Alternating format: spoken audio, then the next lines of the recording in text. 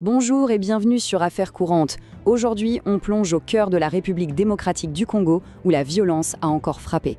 Une attaque sanglante, un bilan lourd, mais derrière tout ça, il y a une question qui dérange vraiment. Et si les vrais responsables n'étaient pas ceux qu'on croit? Allez, on décrypte ça ensemble. Tout commence là, à Bukama, dans la province du Haut-Lomami. Essayez d'imaginer, c'est un dimanche, tout est calme, tranquille, et puis d'un coup, des tirs éclatent partout. Le silence est brisé, c'est la panique dans les rues. Et au milieu de ce chaos, un chiffre tombe. Un chiffre froid, brutal. 8. 8 morts, en moins d'une heure. Derrière ce chiffre, il y a des vies détruites, des familles en deuil. Alors que s'est-il réellement passé ce jour-là? Et surtout, qui a fait ça? On commence notre enquête maintenant.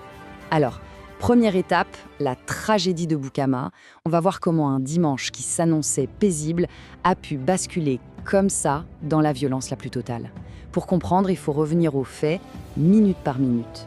On est donc à Bukama, et ce jour-là, un véritable combat de rue éclate. D'un côté, on a l'armée congolaise, les FARDC, et de l'autre, une milice locale très bien armée. Pendant presque une heure, la ville s'est transformée en véritable champ de bataille. Et voilà le bilan final. C'est terrible. 8 morts au total. 6 seraient des miliciens, mais il y a aussi 2 civils. 2 personnes qui n'avaient rien demandé, qui se sont juste retrouvées prises au piège au mauvais endroit au mauvais moment. Et l'histoire de l'un de ces civils est vraiment poignante. C'était un directeur d'école, un homme respecté. Il n'était pas un soldat, il allait simplement chercher sa paye. Sa mort nous rappelle le prix terrible que paient les innocents dans cette violence. On pourrait se demander pourquoi attaquer à ce moment précis. Eh bien, ce n'était absolument pas un hasard. Une nouvelle unité de l'armée, à peu près 60 soldats, venait tout juste d'arriver pour sécuriser la zone. Les miliciens les attendaient en fait. Et ils ont lancé l'assaut près d'un marché en plein milieu des gens. Alors, qui sont ces assaillants, assez organisés pour tendre une embuscade à l'armée en plein jour?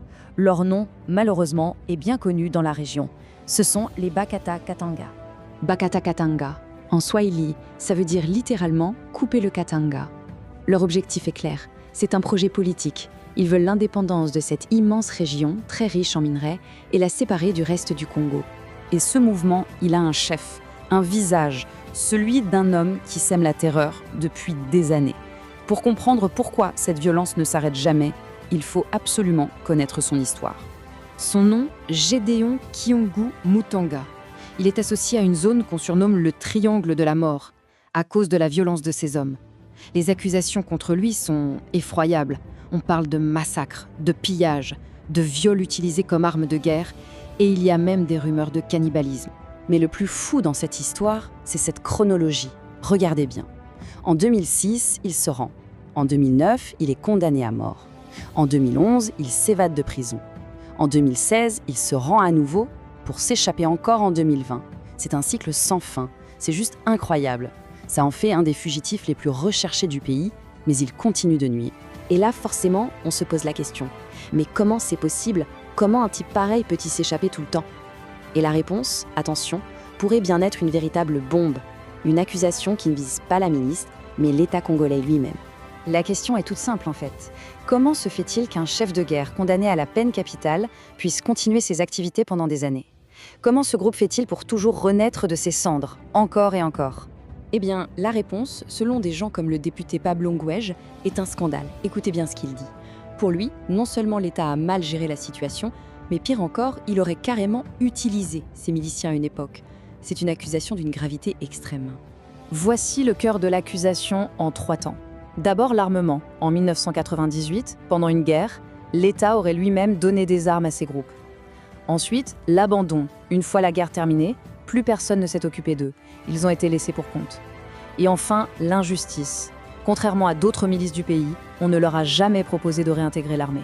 Une promesse non tenue qui les aurait poussés à rester dans la violence. Et il faut bien comprendre que cette attaque à Bukama, ce n'est pas qu'un fait divers. C'est le symptôme d'une maladie bien plus profonde qui ronge tout l'est du Congo. Un cycle de violence qui a un coût humain absolument dévastateur pour des millions de personnes. Regardez ces cartes, c'est très clair. Les zones en rouge et en orange, ce sont les zones de combat. Et ce sont exactement les mêmes zones où la population souffre de la faim. La logique est terrible. La guerre empêche les gens de cultiver, elle bloque l'économie et elle plonge des régions entières dans la misère. L'autre conséquence directe, c'est la fuite. Ce graphique montre l'ampleur du problème. On parle de millions de personnes qui ont dû tout quitter, leurs maisons, leurs terres pour échapper à la violence. Des familles entières qui se retrouvent sans rien. Et au final, à l'échelle de tout le pays, on arrive à ce chiffre. C'est presque impossible à imaginer. Près de 17 millions de personnes. C'est le nombre de Congolais qui ont besoin d'aide alimentaire juste pour survivre.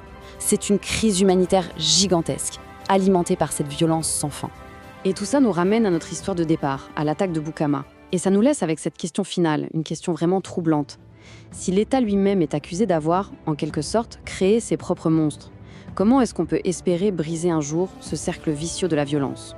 C'est la grande question qui se pose aujourd'hui pour l'avenir de toute cette région. Merci d'avoir suivi ces décryptages avec nous. Pour ne rien manquer de nos prochaines analyses, pensez à vous abonner à Affaires courantes.